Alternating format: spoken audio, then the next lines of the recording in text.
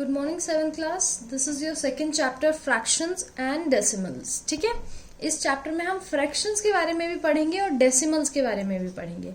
ठीक है, सबसे पहले हम चलते हैं फ्रैक्शंस पे। फ्रैक्शंस क्या होता है? यानी कोई भी यानी जब फ्रैक्शंस एक तो होता है किसी भी पूरी चीज का पार्ट। ठीक है, यानी जब हम पूरी चीज का एक पार्ट बताते हैं, यानी जैसे टॉफीज आई आपके घर में या चॉकलेट आई, ठीक है, तो मैं आपको पूछूं जितनी भी चॉकलेट आई है उसमें से आपका पार्ट, आपका हिस्सा कितना है? ठीक है, यानी आपका शेयर कितना है? अगर 6 चॉकलेट्स आई हैं, आप 3 भाई बहन हैं, तो आपका पार्ट कितना होगा, आपका शेयर कितना होगा? 2 चॉकलेट्स, 2 2 2। आप तीनों को कितनी कितनी चॉकलेट्स मिलेंगी? 2 2 चॉकलेट्स मिलेंगी। ठीक है, तो फ्रैक्शन का मतलब ये होता है जब हम किसी पूरी चीज का एक पार्ट दिखाते हैं।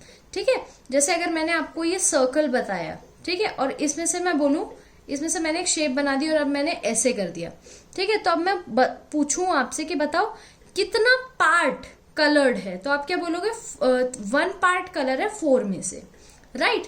तो यानी जो 4 है ये फुल है, पूरा है। ठीक है, ये होल है। ठीक है, जैसे अगर आप 1 2 3 4 चारों को ऐड कर दे तो क्या बन जाएगा? एक पूरा सर्कल। और इसमें से जो कलर्ड है वो है इसका एक पार्ट, एक हिस्सा। ठीक है, इसी को हम फ्रैक्शन बोलते हैं। फ्रैक्शन का मतलब क्या होता है? जब भी हम पूरी चीज को छोटे छोटे टुकड़ों में बांट देते हो उसी को हम फ्रैक्शन बोलते हैं।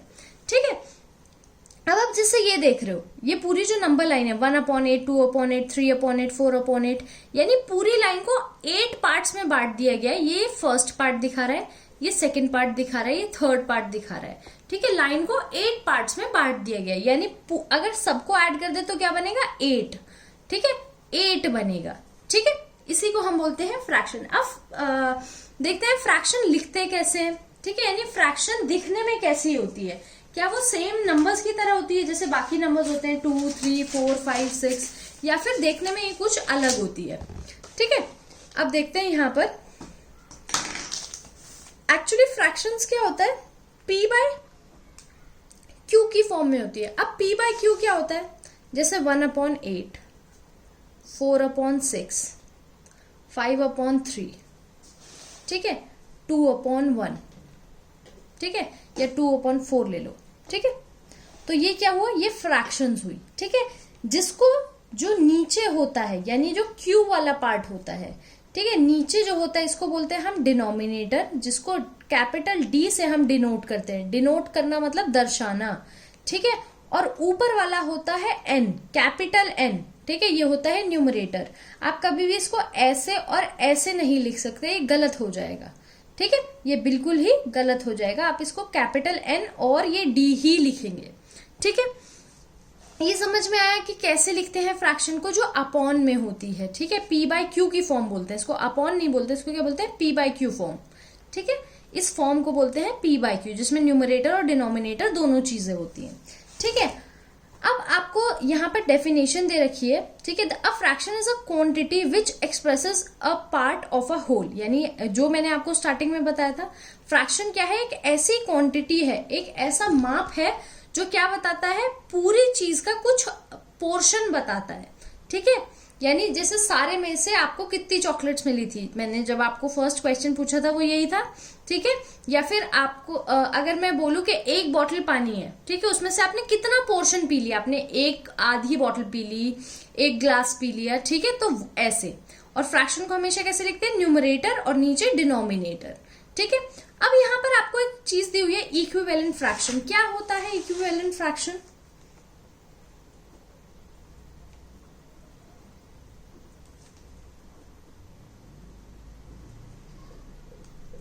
इक्विवेलेंट फ्रैक्शन मतलब क्या होता है? ऐसी फ्रैक्शंस, ठीक है, जब आप उसको सेम नंबर से, मतलब जब आप उसको रिड्यूस करें और लोएस्ट फॉर्म में आए तो वो सब एक जैसी बन जाए। अब इसका क्या मतलब हुआ? सपोज यहाँ पर 2/3 है, क्या 2 और 3 सेम टेबल में जाता है? कहीं नहीं जाता, तो यानी ये लोएस्ट फॉर्म है। सबसे पहले तो लोएस्ट फॉर्म क्या होती है? जब ऐसे नंबर्स आ जाए न्यूमरेटर और डिनोमिनेटर में जो सेम टेबल में ना जाते हो। क्या 2 की टेबल में 3 या 3 की टेबल में 2 आता है, या कोई और ऐसी टेबल होती है जिसमें 2 और 3 दोनों आए? इन टेबल्स में हम 1 को इंक्लूड नहीं करते क्योंकि 1 में तो सारे नंबर आ जाते हैं। ठीक है, तो 2 और 3 कोई भी सेम टेबल में नहीं आता। ठीक है, अब अगर मैं यहां पर लिखूं 4/6, क्या 4/6 सेम टेबल में आते हैं? पहले फ्रैक्शंस लिख देती हूं मैं कुछ। ठीक है, ये 2 फ्रैक्शंस मैंने लिख दी और ये लिख दिया। ठीक है, अब ये फ्रैक्शन सब देखने में अलग अलग है। ये है 2/3, ये है 4/6, ये है 16/24, ये है 6/9। ठीक है, अब देखते हैं इसको लोएस्ट फॉर्म में लाते हैं। लोएस्ट फॉर्म यानी एक ऐसी टेबल ढूंढनी है जिसमें न्यूमरेटर भी है और डिनोमिनेटर भी है। 4 और 6 किसी सेम टेबल में जाता है, आपको सबसे छोटी टेबल से स्टार्ट करना है। ठीक है, ये बड़ी टेबल से भी कर सकते हो। ये दोनों 2 में जाते हैं। ठीक है, तो 4 कितने पे आता है? 2 2s are 4 और 6 कितने पे आता है? 2 की टेबल में 3 पर, तो ये क्या बन गया? 2/3। अब 16 और 24 क्या ये किसी सेम टेबल में जाते हैं? हाँ, 2 में भी जाते हैं। ठीक है, 4 में भी जाते हैं। ठीक है, 8 में भी जाते हैं। कोई भी टेबल आपको जो भी आपको याद हो, जो जिसमें भी आपको लगे। मैं इसको 4 से भी कट कर सकती हूँ, मैं इसको 8 से भी कट कर सकती हूँ, रिड्यूस कर सकती हूँ, और इसको 2 से भी कर सकती हूँ। ठीक है, इसको अभी एक और बार करके देखेंगे। तो मेरे को आ रहा है कि 8 पे जाता है, तो 8 2s are 16, 8 3s are 24। ठीक है, अब ये देखो 6 और 9 किसी सेम टेबल में जाता है? हाँ जाता है, 3 की टेबल में। 3 2s are 6 और 3 3s are 9। अब देखो जब इन सबको लोएस्ट फॉर्म में रिड्यूस किया तो सब कितना आ गया? 2/3, 2/3, 2/3, 2/3। इन्हीं को बोलते हैं इक्विवेलेंट फ्रैक्शन। यानी जब भी आप फ्रैक्शंस को सेम टेबल से कट करो, जिसको हम बोलते हैं रिड्यूस करते हैं या लोएस्ट फॉर्म में निकालते हैं, तो लोएस्ट फॉर्म अगर सबकी सेम आए तो इसको बोलते हैं इक्विवेलेंट फ्रैक्शन। ठीक है, इतनी बात समझ में आई? क्या करना है? सेम टेबल ढूंढना है और उसको देखना है सेम टेबल में कहां पर कट हो रहा है, यानी ये कितने पे आता है। जैसे 2 के टेबल में 4 जो है वो 2 पे आ रहा था। ठीक है, तो मैंने यहाँ 2 लिख दिया, 2 2s are 4। और 3 कितने पे आता है? 6 कितने पे आता है? 3 पर। ठीक है, अब देखो 16/24। सपोज किसी को याद नहीं आ रहा कि ये 8 पर जाता है। ठीक है, तो हम क्या करेंगे? मेरे को ये पता चल रहा है कि ये 2 पर जाता है, 4 पर मेरे को याद है कि 4 पे तो पक्का ही जाता है। तो 4 4s are 16, 4 5s are 20, 4 6s are 24। ये क्या बन गया? 4/6। अब मैं दोबारा देखूंगी क्या ये भी किसी टेबल में जा रहा है, तो मेरे को लगेगा हाँ ये तो 2 में जा रहा है, तो इसको एक बार और मैं कट करूंगी। अब देखो, अब क्या 2 और 3 किसी के टेबल में जा रहे हैं? नहीं। आप इसको तब तक ऐसे ही कट करते जाओगे जब तक ये सेम टेबल में, न्यूमरेटर और डिनोमिनेटर सेम टेबल में आता रहेगा। ठीक है, और अगर सारे जब आप लोएस्ट फॉर्म में निकालोगे और सब एक जैसे दिखेंगे, जैसे ये भी 2/3 है, ये भी 2/3 हो गया, ये भी 2/3 हो गया और ये भी 2/3 हो गया। ठीक है, तो ये सब क्या हो गए? ये सब इक्विवेलेंट फ्रैक्शन है। ठीक है, अब देखो यहां पर मैं यहां पर लिखती हूं, एक एग्जाम्पल देती हूं आपको। ठीक है,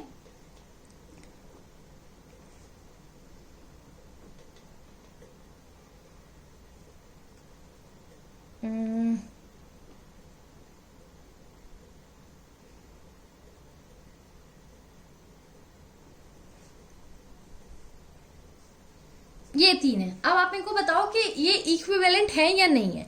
तो क्या करेंगे? 3 और 9 किसी सेम टेबल में आता है? 3 में आता है, तो 3 कितने पे आता है? 3 1s are 3 और 3 3s are 9। 4 और 8 किसी सेम टेबल में आता है? 4 में ही आता है, 2 में भी आता है। तो मैं यहाँ पर सबसे बड़ी टेबल ले लेती हूँ ताकि मेरे को बार बार ऐसे कट ना करना पड़े। तो 4 1s are 4, 4 2s are 8। ठीक है, अब 16 और 24 आता है? हाँ, ये तो हमने अभी किया था कि 8 की टेबल पे आता है, 2 पर और 3 पर। अब ये देखो, ये तो है 1/3, ये क्या बन गया? 1/3। ये क्या बन गया? 1/2। ये क्या बन गया? 2/3। क्या ये दिखने में सेम है? नहीं, ये इससे नहीं मिल रहा है, ये इससे नहीं मिल रहा है, तो ये सब क्या है? No, they are not equivalent, यानी ये इक्विवेलेंट नहीं है।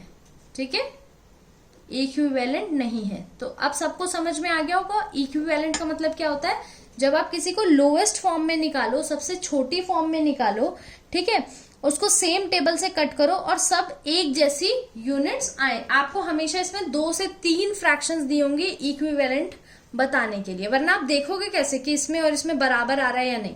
ठीक है, अब हम चलते हैं आपके क्वेश्चंस की तरफ। ठीक है, सबसे फर्स्ट क्वेश्चन आपको क्या दिया हुआ है? सबसे फर्स्ट क्वेश्चन आपको दिया हुआ है साइन पुट करने का। ठीक है, यूज साइन, ठीक है, इक्वल्स टू का साइन और ग्रेटर और स्मॉलर देन का साइन आपको यूज करना है और बताना है कौन सी फ्रैक्शन बड़ी है और कौन सी छोटी है। ठीक है, अब यहां पर सबसे पहले देखते हैं, ये है 3/4 और ये है 3/8। ठीक है, फ्रैक्शन का क्या रूल होता है ये भी पढ़ लेते हैं। फ्रैक्शन का एक रूल होता है बेटा, ठीक है,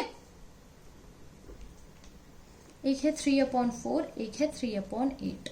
ठीक है, फ्रैक्शन का क्या रूल होता है कि जब तक आपके डिनोमिनेटर्स सेम नहीं है, आप नहीं बता सकते कि कौन सी फ्रैक्शन बड़ी है और कौन सी छोटी है। ठीक है, आप बता ही नहीं सकते। अगर आप बताओगे तो वो आपका अंदाजा होगा, सही भी हो सकता है, बाई चांस हो सकता है कि सही भी हो, वरना गलत ही होगा अगर कई सारे फ्रैक्शंस हुए।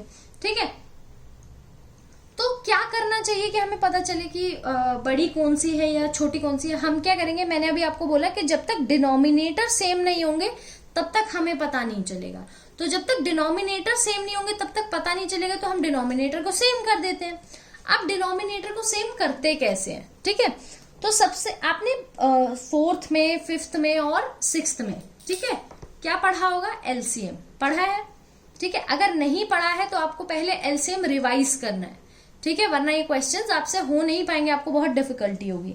ठीक है, अब आपको क्या करना है? LCM of. अब किसका एलसीएम निकालें? अरे भाई, अभी हमने पढ़ा था कि 4 और 8 के बिना, यानी अगर डिनोमिनेटर सेम नहीं होगा तो हमें फ्रैक्शंस का पता नहीं चलेगा कि कौन सी बड़ी है कौन सी छोटी है, तो हमें डिनोमिनेटर ही उठाने हैं। 4 और 8 का एलसीएम निकालना है। एलसीएम मतलब कि हम डिनोमिनेटर को सेम करते हैं। ठीक है, एलसीएम हमें ये बताता है कि आप कौन सा नंबर रखो कि आपके डिनोमिनेटर जो है वो सेम आ जाएंगे। ठीक है, अब कैसे बताता है ये हम देखते हैं। सबसे पहले आपने एलसीएम पढ़ा होगा। ठीक है, यहाँ पर 4 और यहाँ पर 8। ठीक है, अब जब हम एलसीएम करते हैं तो ये भी सबको पता है कि सबसे छोटी डिजिट देखते हैं। तो सबसे छोटी डिजिट होती है 2। क्या 2 के टेबल में 4 आता है? हाँ आता है। अगर एक भी डिजिट आ रही है तो आप लिख दोगे। तो 4 आ रहा है, मैंने दूसरी डिजिट देखी ही नहीं क्योंकि एक डिजिट तो आ रही है। 2 के टेबल में 4 कितने पे आता है? 2 पे। 8 कितने पे आता है? 4 पर। ठीक है, अब जा रही है तो अच्छी बात है, नहीं जा रही होगी तो आप सेम डिजिट उतार दोगे। ठीक है, अब देखते हैं 2 के टेबल में 2 जाता है, हाँ 1 पर। 4 जाता है 2 पर। अब देखो आपको कब तक करना है? जब तक सारी डिजिट जितनी भी लिखी है, तो 2 लिखी है, जब तक दोनों में 1 1 ना आ जाए। अगर यहाँ पे 4 लिखी होंगी तो जब तक 4 डिजिट्स में 1 1 ना आ जाए, तो अभी भी यहाँ पर 2 बचा है, तो 2 के टेबल में 2 जाता है। अब ये हो गया 1 और यहाँ पर सेम उतार दिया। ठीक है, तो अब क्या करेंगे? एलसीएम मतलब जो भी यहां पर आया आप इसको मल्टीप्लाई कर लो। तो मेरे पास आए 3 2, यानी 2 2s are 4। इन दोनों को मल्टीप्लाई करने से क्या बना? 4। और इसके बाद क्या बचा? मल्टीप्लाई बच गया मेरे पास और 2 बच गया, तो सेम उतार लिया। 4 2s are 8। यानी एलसीएम ने हमें क्या बताया कि आप 8 रखो। 8 4 की टेबल में भी और 8 की टेबल में भी, दोनों में आ जाएगा। यानी 8 अगर आप रखोगे तो आपके डिनोमिनेटर सेम हो जाएंगे। ठीक है, तो मैं यहां पे सबसे पहली डिजिट उठाती हूँ 3/4। ऊपर और नीचे दोनों तरफ आप मल्टीप्लाई लगाएंगे, यहां लगाएंगे इक्वल्स टू और यहां पर एक अपॉन का साइन लगाएंगे। ठीक है, अब मेरे को डिनोमिनेटर क्या चाहिए मैं पहले ही लिख लेती हूँ। यानी जो कुछ भी मैं करूं यहां पर मेरे को डिनोमिनेटर 8 चाहिए, तभी मेरा काम जो है वो बनेगा। क्योंकि ये सारा हमने किया ही इसलिए ताकि डिनोमिनेटर सेम हो जाए। और एलसीएम ने हमें क्या बोला कि डिनोमिनेटर 8 होना चाहिए। तो 4 को मैं अब यहां पर मल्टीप्लाई का साइन लगा दिया। 4 को किससे मल्टीप्लाई करूं कि 8 आ जाए? तो 4 की टेबल मैंने पढ़ना स्टार्ट किया। 4 1s are 4, 4 2s are 8। तो ये तो 2 पर ही आ गया। ठीक है, अब फ्रैक्शन का क्या रूल होता है? फ्रैक्शन का क्या रूल होता है कि अगर आप एक कुछ चीज न्यूमरेटर में प्लस कर रहे हो तो डिनोमिनेटर में भी होगी, और कुछ चीज अगर डिनोमिनेटर में कर रहे हो तो न्यूमरेटर में भी होगी। यानी अगर मल्टीप्लाई होगा तो दोनों को साथ में, प्लस होगा तब भी दोनों साथ में, माइनस होगा तब भी दोनों साथ में, यानी दोनों में होगा। ठीक है, डिवाइड होगा तब भी दोनों में होगा। तो अब हमने डिनोमिनेटर में तो कर दिया 2 मल्टीप्लाई, तो अब न्यूमरेटर क्या बोलेगा? मुझे भी 2 से मल्टीप्लाई करो, क्योंकि सेम नंबर से ही मल्टीप्लाई डिवाइड जो नीचे होगा वही ऊपर होगा। नीचे हमने 2 मल्टीप्लाई किया तो ऊपर भी हम 2 मल्टीप्लाई कर देंगे। अब 3 2s are 6, यानी ये क्या बन गया? 6। मल्टीप्लाई तो सही लिखेंगे, इसको 8 तो नहीं लिख सकते। ठीक है, न्यूमरेटर कुछ भी हो, हमें कुछ लेना देना नहीं है, हमें डिनोमिनेटर 8 देखना है, दोनों का 8 आना चाहिए। अब नीचे है 3/8। ठीक है, सेम मेथड कि यहां पर आप 8 लिख लो। 8 की टेबल में 8 कितने पर आता है, ये तो 1 पर ही आ जाता है, तो नीचे जब 1 से मल्टीप्लाई किया ऊपर भी 1 से मल्टीप्लाई, 3 1 जार 3। अब देखो, अब आपको पता चल गया डिनोमिनेटर तो हो गए सेम, यानी जो सेम चीज है वो तो बता नहीं सकती कि बड़ा कौन सा है छोटा कौन सा है, तो हम न्यूमरेटर देखेंगे। 6 और 3 में से बड़ा कौन सा है, 6, यानी ये वाले जो नंबर है ये बड़ा है, मगर इसमें तो कहीं पर 6/8 लिखा ही नहीं है, यानी 6/8 बना किससे है, 3/4 से, यानी ये वाली जो नंबर है ये बड़ा है। ठीक है, अगर देखो हम इसमें गलत कर सकते थे, अगर आपको लगता है कि डिनोमिनेटर से देख लेते हैं तो डिनोमिनेटर तो ये बड़ा है, आप इसको मार्क करके आ जाते हैं और आपका आंसर गलत हो जाता। ठीक है, तो हमेशा याद रखना है फ्रैक्शंस हमें कब पता चलती है, कब प्लस हो सकती है। देखो कब हमें पता चल सकता है कि फ्रैक्शन कौन सी बड़ी है, हमेशा जब डिनोमिनेटर जो है दोनों फ्रैक्शन के सेम होंगे। अब यहाँ पर जब हमने सेम किया तो हमें पता चला कि ये वाली जो फ्रैक्शन है ये बड़ी है। ठीक है बेटा, तो फर्स्ट जो वीडियो है वो यहीं पर फिनिश होती है। आपको इसमें एलसीएम कैसे निकालते हैं ये पता होना चाहिए। ठीक है, और आपका जो फर्स्ट क्वेश्चन है ये आपको बुक में ही करना है। ठीक है, जिसमें आपको साइन पुट करने हैं ग्रेटर देन, स्मॉलर देन और इक्वल टू के, तो ये क्वेश्चन आपको अपनी बुक में ही करना है, फर्स्ट क्वेश्चन। ठीक है, नेक्स्ट क्वेश्चन जो है, और आपको इसमें हमने ज्यादा कुछ तो किया नहीं है, सिर्फ 3 पार्ट ही है, तो आपको एलसीएम की प्रैक्टिस बहुत अच्छे से करनी है और इक्विवेलेंट फ्रैक्शन कैसे पता चलते हैं ये आपको जरूर करना है, क्योंकि आगे फ्रैक्शन के पूरे चैप्टर में आपको इसी से ही हेल्प मिलेगी, एक एलसीएम से। ठीक है, और दूसरा कि कैसे पता चलेगा आपको, लोएस्ट टर्म कैसे निकालते हैं और ये कैसे करते हैं, फ्रैक्शंस को ऊपर नीचे कैसे कट करते हैं। ठीक है, तो इसकी प्रैक्टिस आप अच्छे से करेंगे नेक्स्ट वीडियो से पहले।